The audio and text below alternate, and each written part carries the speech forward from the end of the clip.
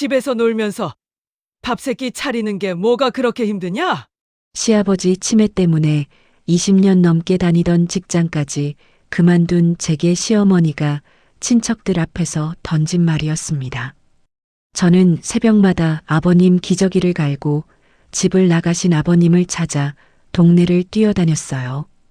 그런데 남편마저 제 편을 들지 않았습니다. 엄마 생일인데 그냥 좀 참아. 그날 저는 알았습니다. 제가 참고 버티는 동안 이 가족은 제 희생을 고마움이 아니라 당연한 의무로 여기고 있었다는 걸요. 그래서 다음날 아침 저는 전화를 한 통 걸었습니다. 부장님, 저 다시 일하고 싶습니다. 그리고 한 달 뒤 시어머니는 온 가족을 불러놓고 정말 개거품을 물듯 소리를 질렀습니다. 하지만 그날은 아무도 어머니 편을 들어주지 않았습니다. 오늘의 사연 바로 시작하기 전에 구독과 좋아요 꾹 눌러주세요. 그 기운 받아 여러분의 오늘 하루가 행복해지길 간절히 기도드리겠습니다. 제 이름은 김선영, 53살입니다. 그날은 시어머니 최말숙 여사의 76번째 생일이었습니다. 시누이 미숙이네 가족과 시동생 준호 부부까지 저희 집에 모였어요. 저는 처음부터 식당에서 먹자고 했습니다. 솔직히 자신이 없었거든요. 그런데 어머니가 잘라 말했습니다. 돈 아깝게 밖에서 뭘 먹어. 선영이가 집에 있는데. 결국 제가 음식을 준비했습니다. 그날 새벽부터 일이 꼬였습니다. 새벽 4시쯤 현관에서 철컥거리는 소리가 났어요. 방문을 열고 나가보니 시아버지 박종태 어르신이 잠옷 차림으로 신발을 신고 계셨습니다. 아버님은 79이었고 치매 진단을 받은 지 2년이 넘었습니다. 아버님, 어디 가세요? 회사 가야지. 늦었다. 아버님이 회사를 그만두신 지 10년도 넘었지만 설명해도 소용이 없었습니다. 아직 새벽이에요. 조금 더 주무세요. 비켜. 사장이 기다린다니까. 아버님이 제 팔을 뿌리쳤습니다. 겨우 달래서 방으로 모셨는데 이번에는 이불에 실수를 하셨어요. 씻겨드리고 옷을 갈아입히고 이불을 세탁기에 넣으니 5시가 넘었습니다. 그때 남편 민호가 방문을 열었습니다. 또 그러셨어? 응. 오늘은 좀 심하시네. 민호가 피곤한 얼굴로 말했습니다. 당신이 고생이 많다. 저는 그 말 하나에 또 움직였습니다. 미역국을 끓이고 잡채를 만들고 불고기를 재웠습니다. 점심 무렵 가족들이 하나둘 들어왔습니다. 엄마, 생신 축하해. 미숙이가 봉투를 내밀었습니다. 준호는 케이크를 가져왔어요. 정작 아버님은 식사를 시작한 지 10분도 지나지 않아 숟가락을 내려놓았습니다. 내 밥 어디 갔어? 아버님, 지금 드시고 계시잖아요. 내 밥 내놔. 아버님이 국그릇을 밀쳤습니다. 국물이 식탁 위로 쏟아졌죠. 저는 행주를 들고 바로 일어났습니다. 괜찮아요. 제가 다시 떠드릴게요. 시누이가 멀뚱히 보고 있다가 말했습니다. 새언니, 아빠 요새도 이래? 밤에는 더 심해. 아이고, 고생한다. 말은 그렇게 했지만 누구 하나 움직이지 않았습니다. 밥을 다 먹은 뒤 설거지까지 마치고서야 저는 식탁 끝에 잠깐 앉았습니다. 허리가 욱신거려 손으로 두드리고 있었어요. 그 모습을 본 시어머니가 피식 웃었습니다. 쟤는 맨날 힘들대. 미숙이가 말했습니다. 그래도 아빠 보는 게 쉽겠어? 그러자 어머니가 기다렸다는 듯 목소리를 높였습니다. 뭐가 어려워? 집에서 놀면서 밥 세끼 차리는 게 뭐가 그렇게 힘드니? 저는 손에 들고 있던 컵을 내려놓았습니다. 어머니, 뭐라고요? 틀린 말 했니? 너 회사도 안 다니잖아. 출퇴근하는 여자들은 집안일 안 하니? 준호 부부가 슬그머니 눈을 피했습니다. 제가 왜 회사를 그만뒀는지 어머니도 아시잖아요. 어머니는 콧방귀를 뀌었습니다. 내가 선택해서 그만둔 거지. 내가 사표 쓰랬어? 저는 남편을 봤습니다. 그 순간만큼은 민호가 한마디 해주길 기다렸어요. 그런데 남편은 제 눈을 피했습니다. 오늘 엄마 생일이잖아. 좋은 날인데 그냥 좀 참아. 시어머니 말보다 그 한마디가 더 서러웠습니다. 당신도 내가 집에서 논다고 생각해? 그런 뜻이 아니잖아. 그럼 무슨 뜻인데? 민호가 인상을 썼습니다. 왜 일을 크게 만들어? 어머니가 혀를 찼습니다. 맨날 집에만 있으니까 사람이 예민해졌어. 저는 더 대꾸하지 않았습니다. 그날 밤 아버님을 재우고 서랍 안쪽에 넣어둔 명함 한 장을 꺼냈습니다. 제가 20년 넘게 다녔던 한성푸드 이정훈 부장의 명함이었어요. 퇴사하던 날 그분이 했던 말이 생각났습니다. 선영 씨 상황 나아지면 꼭 연락해요. 이만한 경력 가진 사람 다시 구하기 쉽지 않아요. 다음 날 아침 9시가 되자마자 전화를 걸었습니다. 부장님, 저 김선영입니다. 선영 씨, 잘 지냈어요? 저는 잠깐 숨을 고르고 말했습니다. 저 다시 일하고 싶습니다. 마침 격리 직원 한 명이 퇴사에 자리가 비어 있었습니다. 부장은 제 경력을 이미 알고 있었고 간단히 이야기를 나눈 뒤 말했습니다. 다음 주 월요일부터 나올 수 있어요? 저는 바로 대답했습니다. 네, 나가겠습니다. 전화를 끊고 달력의 월요일에 동그라미를 쳤습니다. 어제까지 저는 이 집에서 노는 사람이었습니다. 그러니 이제 정말 집에 없으면 어떻게 되는지 가족들도 한번 겪어볼 차례였습니다. 제가 처음부터 일을 포기하고 살았던 사람은 아닙니다. 29에 민호와 결혼하기 전부터 직장을 다녔고 아이 둘을 낳은 뒤에도 일을 계속했어요. 제 월급은 크지 않았지만 우리 집에서는 없어서는 안 되는 돈이었습니다. 아이들 학원비도 냈고 전셋집에서 지금 아파트로 옮길 때 넣은 적금도 대부분 제 월급에서 모았습니다. 그러던 2년 전부터 아버님 치매가 심해졌습니다. 처음에는 같은 말을 반복하는 정도였어요. 오늘이 며칠이냐?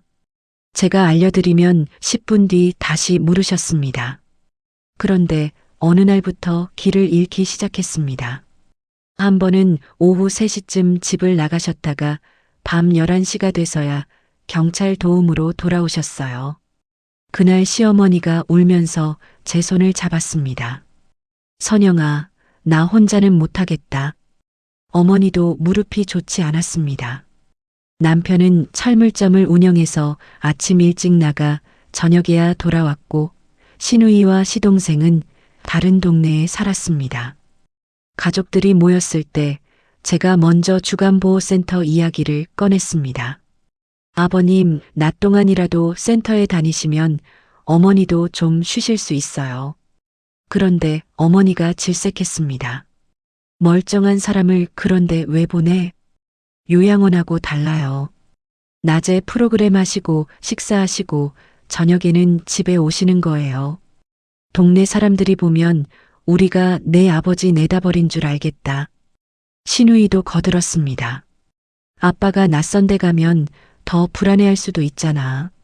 그런데 정작 아무도 직접 모시겠다는 말은 하지 않았습니다. 며칠 뒤 남편이 제게 말했어요.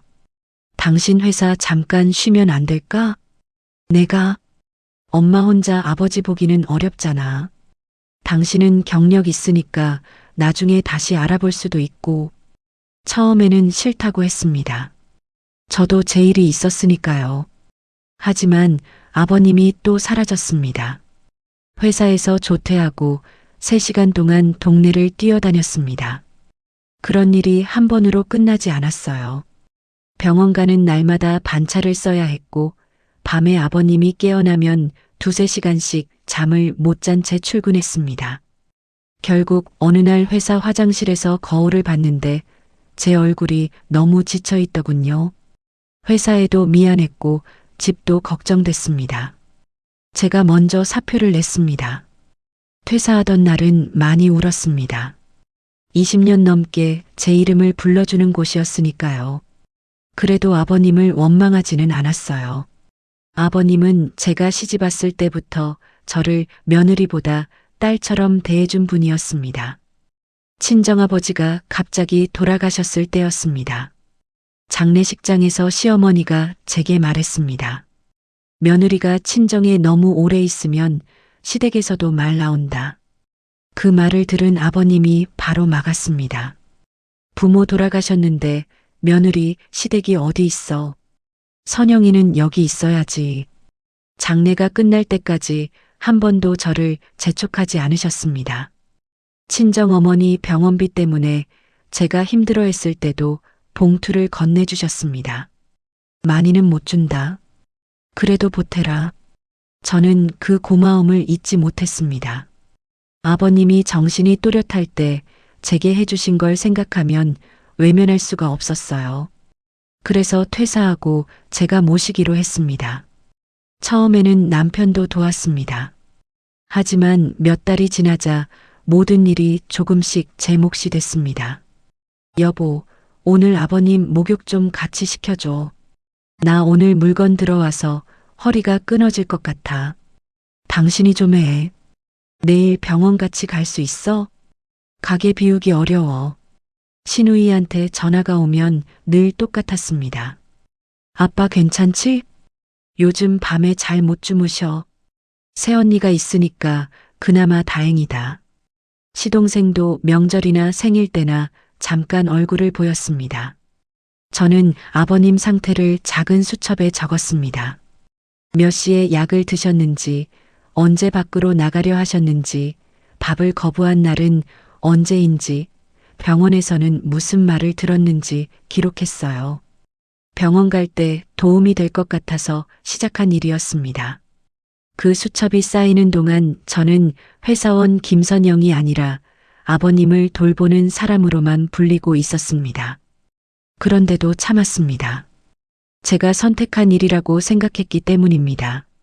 하지만 제가 선택한 희생을 다른 사람들이 당연한 의무로 바꾸는 순간까지 참아야 할 이유는 없었습니다. 제 취업이 확정된 그날 저녁, 저는 식탁에서 가족들에게 말했습니다. 나 다음 주부터 회사 나가. 시어머니 손에 들려있던 숟가락이 그대로 멈췄습니다. 뭐라고? 어머니가 저를 쳐다봤습니다. 저 다시 취직했어요. 남편도 놀란 얼굴이었습니다. 갑자기 무슨 취직이야? 갑자기 아니야. 나 원래 일하던 사람이야. 어머니가 숟가락을 탁 내려놓았습니다. 그럼 내 아버지는 누가 보니? 저는 일부러 천천히 대답했습니다. 어머니가 보시면 되죠. 내가 집에서 아버님 밥 챙기고 약 드리는 게 뭐가 그렇게 힘들어요? 어머니가 그러셨잖아요. 어머니 얼굴이 금세 붉어졌습니다. 너 지금 나한테 복수하는 거야? 복수 아니에요. 저도 다시 제 일하는 거예요. 남편이 한숨을 쉬었습니다. 선영아, 감정적으로 이러지 마. 저는 그 말을 듣고 남편을 바라봤습니다. 내가 2년 동안 직장 그만두고 아버님 모신 건 감정적인 일이 아니고 다시 취직하는 건 감정적인 일이야? 그 말이 아니라 상황을 생각해야지. 생각했어. 저는 미리 준비한 종이 한 장을 식탁에 올렸습니다. 아버님의 돌봄 계획이었습니다. 장기 요양 서비스를 어떻게 이용할 수 있는지 다시 알아봤고 주간 보호센터와 방문 요양 연락처도 적어놨습니다. 아버님, 낮에는 센터를 이용하는 방법도 있고 집으로 도움을 받는 방법도 있어. 내가 퇴근한 뒤에는 나도 계속할 거야. 어머니가 종이를 밀어냈습니다. 난 그런데 싫다고 했다. 그러시면 낮에는 어머니가 보셔야죠. 내 무릎 안 좋은 거 몰라? 저도 허리 아프고 손목 아파요. 너는 점잖아. 저 53이에요, 어머니. 잠깐 정적이 흘렀습니다. 남편이 제게 말했습니다. 회사에 사정 있다고 하고 조금 미루면 안 돼? 싫어. 결혼하고 처음으로 그렇게 짧게 대답했습니다. 민호가 저를 빤히 쳐다봤습니다. 당신 진짜 왜 이래? 내가 왜 이러는지 정말 몰라. 저는 남편에게 물었습니다. 당신 지난 2년 동안 아버님 병원 몇 번 모시고 갔어? 민호가 대답하지 못했습니다. 밤에 아버님 깨셨을 때 몇 번 일어났어? 나 다음날 가게 나가야 하잖아. 나도 다음 주부터 회사 나가. 그날 밤 시누이 미숙이에게 전화가 왔습니다. 어머니가 벌써 연락했더군요. 새언니, 엄마한테 들었어. 회사 다시 다닌다며? 응. 아빠는 어떡하려고? 저는 그대로 되물었습니다. 미숙아, 내가 일주일에 하루 와줄래? 전화기 넘어가 조용해졌습니다. 나는 집도 멀고 차로 40분이야. 그래도 내가 집을 오래 비우기는 좀 그렇잖아. 내 애들 22살, 25살이야. 미숙이 목소리가 딱딱해졌습니다. 새언니가 지금까지 잘했잖아. 조금만 더 하면 안 돼? 그 말을 듣는 순간 제 마지막 미련도 사라졌습니다. 미숙아, 왜? 내 아버지야. 미숙이는 아무 말도 하지 못했습니다. 다음 날에는 준호가 전화했습니다. 형수, 엄마한테 너무 그러지 마세요. 내가 어머니한테 뭘 했는데? 갑자기 일 나간다고 하니까 엄마도 당황하셨잖아요. 준호야, 이번 일요일에 아버님 내가 모셔. 저요? 왜 그렇게 놀라? 저도 직장 다니고 일요일 하루 쉬는 건데요. 저는 짧게 말했습니다. 나도 이제 직장 다녀. 월요일 아침이 됐습니다. 저는 2년 만에 정장을 꺼내 입었습니다. 거울 앞에서 머리를 정리하는데 손이 조금 떨렸어요. 긴장도 됐고 설레기도 했습니다. 어머니가 방문 앞에 서서 저를 바라봤습니다. 정말 가려고? 네. 내 아버지 아침 약은? 드렸어요. 점심 약은 약통에 나눠놨어요. 점심은? 냉장고에 반찬 있어요. 나는 못해. 저는 가방을 들었습니다. 그러시면 제가 알려드린 곳에 상담 전화해 보세요. 어머니 목소리가 높아졌습니다. 며느리가 이러는 집이 어디 있니? 저는 현관문을 열었습니다. 저도 회사 늦으면 안 돼요. 2년 만에 다시 집 밖으로 출근했습니다. 이번에는 뒤를 돌아보지 않았습니다. 회사 정문을 들어서는데 이상하게 눈물이 날 것 같았습니다. 대단한 자리에 올라간 것도 아니었습니다. 예전에 하던 격리 업무로 돌아온 것뿐이었어요. 그런데 제 이름이 적힌 사원증을 목에 거는 순간 잊고 있던 제 자리가 다시 생긴 기분이었습니다. 이 부장이 웃었습니다. 선영 씨 오니까 살겠네. 거래처 정리가 엉망이었어요. 저도 많이 잊어버렸을까봐 걱정했어요. 20년 한 일이 어디 갑니까? 오전 내내 정신없이 일했습니다. 점심을 먹으려는데 휴대전화가 울렸습니다. 시어머니였습니다. 혹시 아버님에게 일이 생겼나 싶어 바로 받았어요. 네, 어머니. 내 아버지가 밥을 안 먹는다. 아침은 잘 드셨어요. 점심을 자꾸 뱉어. 국에 밥 조금 말아서 잘게 드려보세요. 내가 와서 해. 저는 시계를 봤습니다. 저 회사예요. 점심시간 아니야? 집까지 왔다 갔다 하면 2시간 넘게 걸려요. 그럼 나보고 어쩌라고? 어머니가 한번 해보세요. 전화가 끊겼습니다. 1시간 뒤에는 남편에게 전화가 왔습니다. 엄마가 울면서 전화했어. 그래서? 당신 오늘만 좀 일찍 들어가면 안 돼? 안 돼. 첫날이야. 아버지가 밥을 안 드신대. 그 정도는 어머니가 하실 수 있어. 남편 목소리가 높아졌습니다. 그러다가 아버지 무슨 일 생기면 어떡하려고? 저는 잠시 말이 없었습니다. 그리고 물었습니다. 지난 2년 동안 아버님한테 무슨 일 생길까봐 내가 하루도 마음 편히 못 산 건 알아? 남편이 조용해졌습니다. 당신이 퇴근하면서 들러. 나 가게 있는데. 나 회사 있어. 그 한마디를 하고 전화를 끊었습니다. 저녁 6시 반쯤 집에 도착했습니다. 현관문을 열자마자 어머니가 소리쳤습니다. 이것 좀 봐. 거실에는 화장지가 길게 풀려 있었고 쿠션은 바닥에 널려 있었습니다. 아버님은 소파에 앉아 아무 일 없다는 듯 텔레비전을 보고 계셨어요. 어머니 얼굴은 완전히 지쳐 있었습니다. 화장실을 3번이나 들락거리고 밥은 안 먹고 약도 뱉고 휴지는 저렇게 만들어놨다.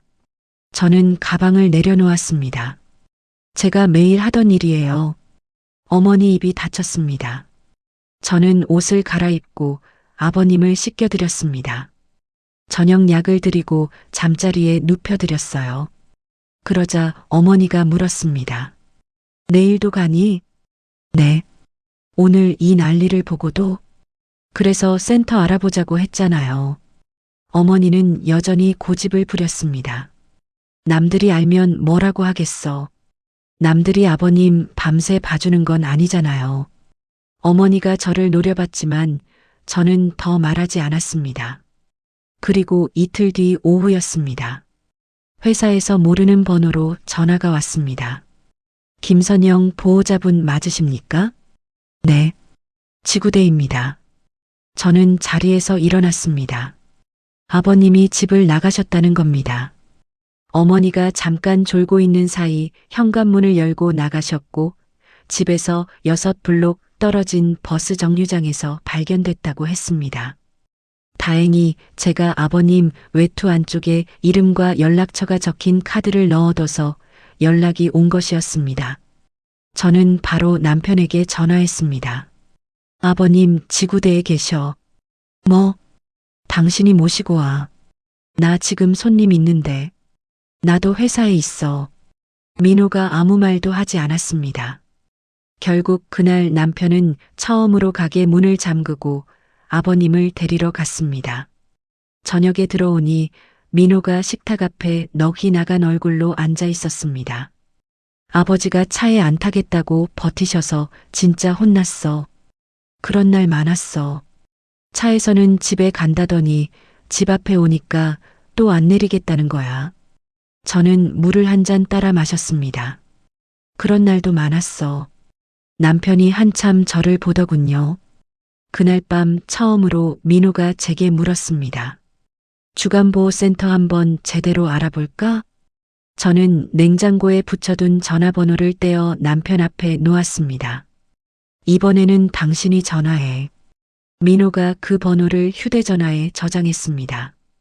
그 모습을 본 시어머니 얼굴이 굳어졌습니다. 남편이 주간보호센터 상담까지 예약했지만 어머니 고집은 꺾이지 않았습니다. 상담 가기로 한 날 아침 아버님 외출복이 보이지 않았어요. 남편이 물었습니다. 엄마, 아버지 옷 어디 있어? 어머니가 모른 척했습니다. 내가 어떻게 아니? 제가 장롱 안을 살펴보다가 안쪽 깊숙한 곳에서 옷을 찾았습니다. 평소 넣어두던 자리가 아니었습니다. 민호도 눈치챘습니다. 엄마가 여기 넣었어? 왜 자꾸 멀쩡한 사람을 데리고 나가려고 해? 어머니가 결국 소리쳤습니다. 우리 집에서 우리가 보면 되지. 민호가 물었습니다. 그럼 엄마가 계속 볼 수 있어? 선영이가 퇴근하면 하면 되잖아. 저는 출근 준비를 하다 뒤를 돌아봤습니다. 저 퇴근하고 저녁 돌봄은 할 거예요. 하지만 나까지 책임질 수는 없어요. 내가 돈을 벌면 얼마나 번다고 집안을 이렇게 만들어? 예전 같으면 설명했을 겁니다. 하지만 그날은 달랐습니다. 어머니, 왜? 제가 직장 다니던 20년 동안 이 집 생활비도 같이 냈어요. 아이들 학원비도 냈고요. 내 아들이 더 벌었잖아. 그게 무슨 상관이에요? 어머니가 말을 멈췄습니다. 누가 더 많이 벌었는지 따지자는 게 아니에요. 저도 이 집에서 돈 벌고 아이 키우고 살림한 사람이에요. 그런데 제가 일을 그만두니까 어느 순간부터 제 시간은 공짜가 됐어요. 어머니가 코웃음을 쳤습니다. 가족끼리 그 정도도 못해? 그래서 2년 했어요. 저는 가방을 들었습니다. 이제는 같이 하자는 거예요. 그날부터 저는 제 월급을 다시 제가 관리했습니다. 공동생활비는 정해진 만큼 냈지만 예전처럼 어머니가 필요하다고 하면 제 카드로 병원 택시비며 미용실비며 생활비를 대신 내주는 일은 하지 않았습니다. 며칠 뒤 어머니가 물었습니다. 나 다음 주 병원 가야 하는데 민호 씨한테 말씀하세요. 지난번에는 내가 택시비 줬잖아. 이제 제 개인 돈은 제가 쓸게요. 어머니가 기분 나쁜 얼굴을 했습니다. 몇 푼이나 된다고 유세야? 저는 신발을 신으며 대답했습니다. 몇 푼이면 어머니가 내셔도 되겠네요. 처음으로 어머니가 바로 받아치지 못했습니다. 그 주말에는 준호가 아버님을 하루 맡기로 했습니다. 제가 정한 것이 아니라 남편이 가족단체방에서 정했습니다. 토요일 밤 준호에게 전화가 왔습니다. 형수, 내일 꼭 제가 해야 해요? 왜? 친구들하고 약속이 생겨서요. 그럼 다음 주하고 바꿀 사람을 찾아. 형수는 매일 집에 있었으면서 저는 말을 끊었습니다. 준호야, 그 말 한 번만 더 해봐. 준호가 조용해졌습니다. 내가 집에 있었던 이유가 누구 때문이었는데? 알겠어요. 제가 볼게요. 일요일 아침 아버님을 준호네 집에 모셔다 드렸습니다. 약과 기저귀, 여벌바지, 연락처가 적힌 가방까지 챙겼습니다. 3시간 뒤 전화가 왔습니다.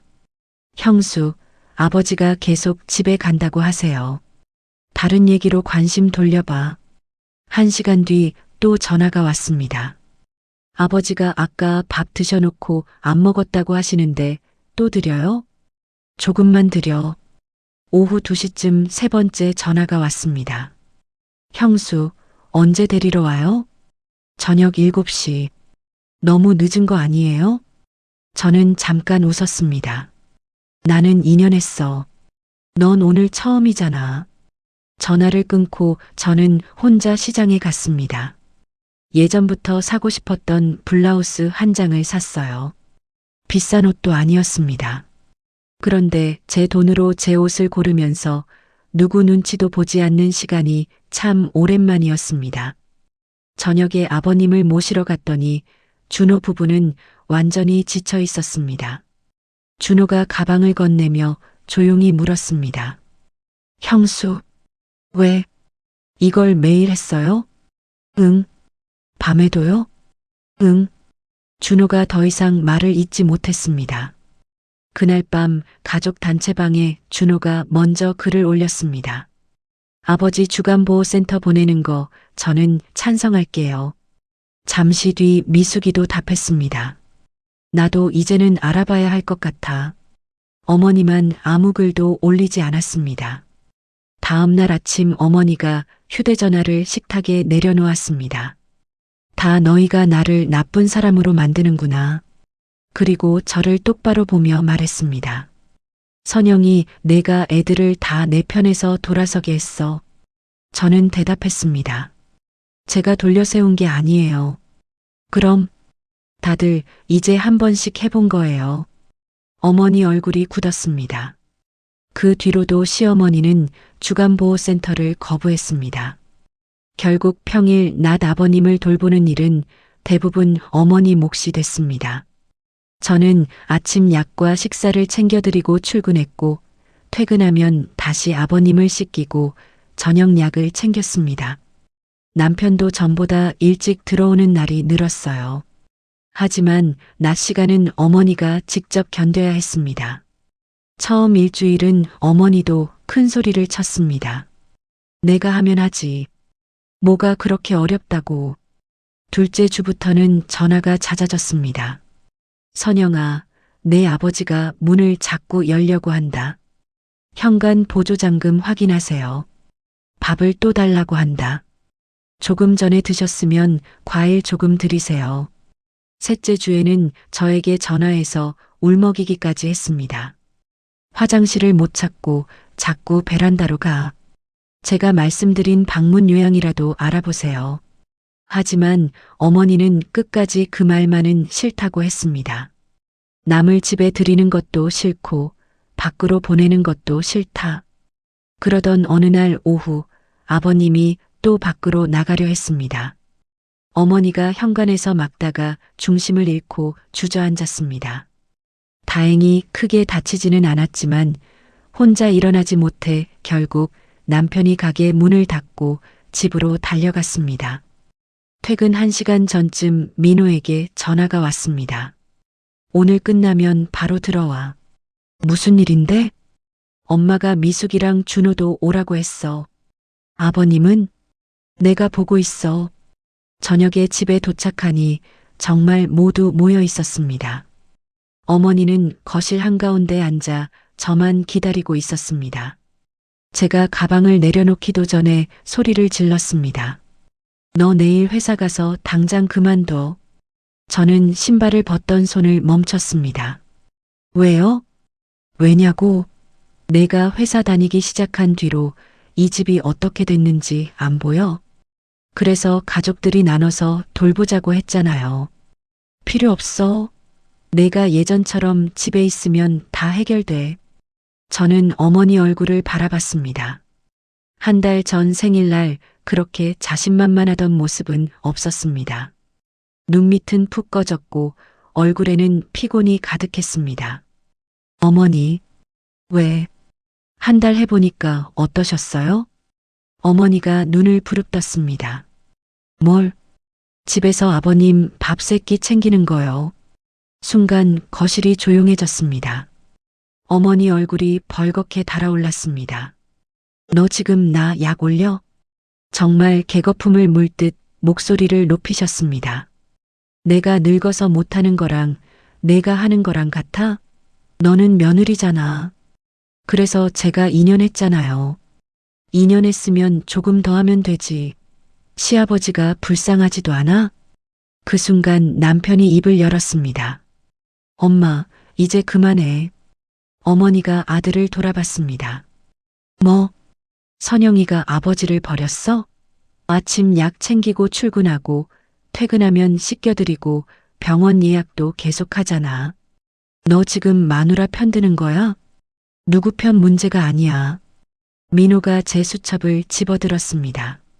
며칠 전 아버님 병원에 가면서 남편이 처음 제대로 본 수첩이었습니다. 나도 이걸 보고 알았어. 첫 장을 펼쳤습니다. 새벽 2시 배회 시도, 새벽 4시 실수, 식사 거부, 목욕 거부, 병원 진료. 몇 장을 넘겨도 날짜와 기록이 계속됐습니다. 이걸 선영이가 2년 동안 다 적고 다 했더라. 어머니가 말했습니다. 누가 하랬니? 지가 하겠다고 했지. 저는 고개를 끄덕였습니다. 맞아요. 제가 하겠다고 했어요. 어머니가 저를 봤습니다. 아버님이 저한테 잘해주신 게 있어서 제가 하고 싶었어요. 저는 잠시 숨을 골랐습니다. 그런데 제가 하겠다고 한 게 가족들 몫까지 평생 혼자 하겠다는 뜻은 아니었어요. 어머니가 신우이를 쳐다봤습니다. 미숙아, 너는 뭐 하는 거야? 말 좀 해. 미숙이가 한참 망설이다 말했습니다. 엄마, 형수한테 다시 그만두라고 하는 건 아닌 것 같아. 너까지? 나도 앞으로 주말에 올게. 어머니가 이번에는 준호를 봤습니다. 너는? 준호가 고개를 숙였다가 말했습니다. 저도 형수 말이 맞다고 생각해요. 너희가 전부 나한테 이럴 거야? 준호가 조용히 대답했습니다. 엄마, 나 아버지 하루 봤잖아. 진짜 쉽지 않았어. 어머니 얼굴에서 분노가 그대로 굳어버렸습니다. 남편이 냉장고에 붙어있던 주간보호센터 전화번호를 떼어들었습니다. 내일 내가 다시 상담 예약할게. 누구 마음대로. 아버지 안전 문제야. 남편은 이번에는 물러서지 않았습니다. 엄마 고집대로만 할 수 없어. 어머니가 저를 노려봤습니다. 저는 가방을 들었습니다. 저는 내일도 회사 갑니다. 예전 같으면 어머니가 고함을 치고 남편이 제게 참으라고 했을 겁니다. 그날은 달랐습니다. 아무도 저를 붙잡지 않았습니다. 사흘 뒤 남편이 다시 예약한 주간보호센터에 가족이 함께 상담을 받으러 갔습니다. 어머니는 출발할 때부터 못마땅한 얼굴이었습니다. 나까지 꼭 가야 하니?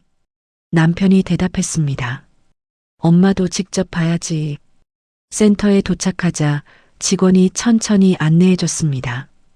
비슷한 연세의 어르신들이 노래를 듣고 있었고 한쪽에서는 그림을 색칠하고 있었습니다. 식사하는 공간과 쉬는 공간도 따로 있었습니다. 어머니는 생각했던 모습과 달랐는지 여기저기를 말없이 바라봤습니다. 그러면서도 쉽게 인정하지 않았어요. 저 양반이 여기 가만히 있겠어요? 화내면 어떡해? 직원이 차분하게 말했습니다. 처음에는 적응하는 시간이 필요합니다. 어르신마다 다르니까 천천히 맞춰가시면 됩니다. 안 간다고 하면요? 억지로 끌고 오시는 것보다 익숙해지는 과정이 중요합니다. 가족분들과 방법을 같이 찾아볼게요. 상담을 마치고 밖으로 나왔습니다. 저는 어머니에게 물었습니다. 어머니, 한번 해보실래요? 어머니는 한참 대답하지 않았습니다. 주차장까지 걸어가다가 아주 작게 말했습니다. 일단 며칠만 해봐. 저는 그 말을 듣고 더 묻지 않았습니다. 한 달 내내 자신이 옳다고 우기던 어머니가 처음으로 고집을 내려놓은 순간이었습니다. 아버님은 다음 주부터 센터에 다니기 시작했습니다. 첫날은 쉽지 않았어요. 차가 집 앞에 오자 아버님이 문고리를 붙잡았습니다. 나 어디 안 가.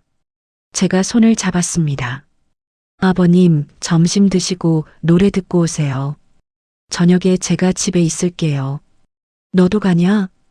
저는 회사 갔다가 올게요. 아버님이 한참 저를 쳐다봤습니다. 센터 직원도 옆에서 천천히 말을 건넸습니다. 몇 번을 달래고서야 차에 타셨어요. 어머니는 차가 떠난 뒤 한참 현관 앞에 서 있었습니다. 괜찮겠지? 이번에는 제가 어머니를 안심시켰습니다. 적응하실 거예요. 처음 며칠은 센터에서도 연락이 왔습니다. 아버님이 집에 가겠다고 하셨고 점심을 안 드시겠다고 버티기도 했습니다. 하지만 일주일쯤 지나면서 조금씩 달라졌습니다. 어느 날 집에 돌아오신 아버님이 제게 말했습니다. 나 오늘 노래했다. 무슨 노래 부르셨어요? 아버님은 한참 생각하다 웃었습니다. 그건 모르겠다. 그날은 밤에도 비교적 잘 주무셨습니다. 낮에 아버님이 센터에 가시자 어머니에게도 시간이 생겼습니다. 미뤄뒀던 무릎 치료를 다시 받기 시작했고 가끔 동네 친구와 점심도 드셨습니다. 저는 그 모습을 보고 일부러 아무 말하지 않았습니다. 그러니까 제가 뭘 했어요. 그런 말은 하고 싶지 않았습니다. 중요한 건 누가 이겼느냐가 아니라 앞으로 어떻게 살 것이냐였으니까요. 가족끼리 돌봄 일정도 정했습니다. 평일 저녁은 남편과 제가 함께 맡았습니다. 토요일에는 남편이 아버님과 시간을 보내기로 했고, 일요일은 시누이와 시동생이 번갈아 오기로 했습니다. 첫 토요일 밤 남편이 소파에 축 늘어져 말했습니다. 오늘 아버지가 같은 질문을 20번은 한 것 같아. 저는 웃었습니다. 20번이면 괜찮은 날인데. 남편이 저를 쳐다봤습니다. 당신 진짜 힘들었겠다. 이번에는 저도 돌려 말하지 않았습니다. 힘들었어. 왜 나한테 더 말을 안 했어? 저는 남편을 바라봤습니다. 말했어. 민호가 멈칫했습니다. 당신이 안 들었지. 남편은 한동안 아무 말도 하지 못했습니다. 다음 주 일요일에는 미숙이가 왔습니다. 그 다음 주에는 준호가 왔어요. 준호가 아버님 손톱을 깎아드리다가 저를 보고 말했습니다. 형수, 저 이거 제대로 하는 거 맞죠? 끝만 조금씩 잘라. 아버지가 자꾸 손을 빼시는데요. 말 걸면서 해봐. 예전 같으면 결국 제가 손톱 깎기를 받아들었겠지만 이번에는 하지 않았습니다. 준호가 끝까지 하도록 뒀습니다. 1시간이 걸려도 괜찮았습니다. 그것도 가족이 배워야 할 일이었으니까요. 몇 달이 흘렀습니다. 저는 지금도 한성푸드에 다니고 있습니다. 처음에는 2년 공백이 걱정됐지만 손에 익었던 일이라 금방 적응했습니다. 월말마다 거래처 계산서를 맞추고 직원 급여 자료를 정리하다 보면 정신없이 하루가 지나갑니다. 예전에는 너무 당연했던 일인데 다시 하니 좋았습니다. 누군가가 저를 민호 씨 아내, 종태 어르신 며느리 라고 부르는 것이 아니라 김선영 씨 라고 불러주는 것도 좋았어요. 첫 월급을 받은 날에는 제 옷을 한 벌 샀습니다. 그리고 남은 돈 중 일부는 제 이름으로 적금을 들었습니다. 가족 몰래 숨겨두려는 돈이 아니었습니다. 제 노동으로 번 돈을 제 미래에도 남겨두고 싶었습니다. 남편도 많이 달라졌습니다. 아버님 병원 진료가 있는 날이면 예전처럼 제 일정을 먼저 묻지 않았어요. 이번 진료는 내가 모시고 갈게. 약 이름도 조금씩 외우기 시작했고 밤에 아버님이 깨시면 먼저 나가보는 날도 생겼습니다. 어느 날은 새벽 2시쯤 아버님이 거실로 나오셨습니다. 제가 일어나려는데 민호가 말했습니다. 당신 자, 내가 갈게. 잠결에 그 말을 듣는데 기분이 묘했습니다. 제가 원했던 게 사실 이런 것이었습니다. 누가 제 대신 모든 걸 해주는 것도 아니고 저를 대단한 사람으로 칭찬해주는 것도 아니었습니다. 그냥 같이 일어나는 사람이 한 명 있으면 됐습니다. 시어머니도 달라졌습니다. 물론 갑자기 다정한 사람이 된 것은 아니었어요. 여전히 자기 방식이 강했고 마음에 안 들면 툴툴거렸습니다. 하지만 예전처럼 제 시간을 자기 마음대로 쓰려고 하지는 않았습니다. 어느 일요일 미숙이가 오기로 1시간보다 늦었습니다. 어머니가 전화를 걸었습니다. 너 왜 아직 안 오니? 엄마, 나 1시간만 늦으면 안 돼? 어머니가 바로 말했습니다. 오늘 내가 아버지 보는 날이잖아. 선영이는 회사 다니느라 평일에 바빠. 부엌에 있던 저는 그 말을 듣고 손을 멈췄습니다. 몇 달 전까지만 해도 집에서 놀면서 뭐가 힘드냐? 덤분이었습니다. 미숙이가 도착하고 난 뒤 어머니가 제 옆을 지나가며 말했습니다. 쟤들도 하루씩이라도 해야 내가 얼마나 했는지 알지. 저는 웃으며 물었습니다. 어머니도 이제 아셨어요? 어머니가 못 들은 척 텔레비전 쪽으로 고개를 돌렸습니다. 저도 더 묻지 않았습니다. 그 정도면 됐습니다. 어느 저녁 제가 퇴근에 들어왔더니 식탁 위에 호박전이 있었습니다. 제가 좋아하는 음식이었어요. 어머니, 이거 하셨어요? 남아서 한 거야. 잘 먹을게요. 제가 하나 집어먹자 어머니가 슬쩍 물었습니다. 회사 다니니까 그렇게 좋니? 네. 집에 있을 때보다? 저는 잠시 생각하다 대답했습니다. 회사만 좋아서 다니는 건 아니에요. 그럼 제가 제 시간을 정할 수 있는 게 좋아요. 어머니는 아무 말 없이 식탁만 닦았습니다. 그러다 한참 뒤 작은 목소리로 말했습니다. 나는 내가 회사를 그만둔 게 별로 아깝지 않은 줄 알았다. 왜요? 집에 있으니까 일이 잘 돌아가잖아. 참 솔직한 말이었습니다. 제가 집에 있으니 모두가 편했던 겁니다. 어머니, 왜? 제가 힘들다고 했을 때 한 번이라도 제대로 들어주셨으면 저도 그렇게까지 화가 나지는 않았을 거예요. 어머니 손이 멈췄습니다. 내가 그날 사람들 앞에서 말이 좀 심하긴 했다. 정확히 미안하다는 말은 아니었습니다. 그래도 저는 억지로 사과를 더 받아내지 않았습니다. 상처가 한마디에 생긴 게 아니었으니 한마디에 없어질 수도 없었습니다. 저는 아직 그 말 기억나요. 알았다. 그날 대화는 거기서 끝났습니다. 저도 이제는 누군가가 사과해야만 제 인생을 앞으로 움직일 수 있다고 생각하지 않았습니다. 다음 달에는 예전 직장 동료들과 토요일 점심 약속을 잡았습니다. 정 같으면 아버님 때문에 2시간 이상 집을 비우는 것도 불안했을 겁니다. 그날 남편이 먼저 말했습니다. 천천히 들어와. 오늘 아버지는 내가 볼게. 저는 친구들과 점심을 먹고 커피까지 마셨습니다. 별일 없는 평범한 토요일이었는데 저는 그날이 참 좋았습니다. 저녁에 집으로 돌아오니 아버님이 소파에 앉아 계셨습니다. 제가 현관문을 닫자 아버님이 고개를 들었습니다. 선영이 왔냐? 치매가 심해진 뒤에도 아버님은 가끔 제 이름을 정확히 부르셨습니다. 네, 아버님. 저 왔어요. 제가 옆에 앉자 아버님이 제 손을 잡았습니다. 고생 많다. 아버님이 무슨 뜻으로 하신 말씀인지는 모릅니다. 예전에 자주 하던 말이 우연히 나온 것일 수도 있습니다.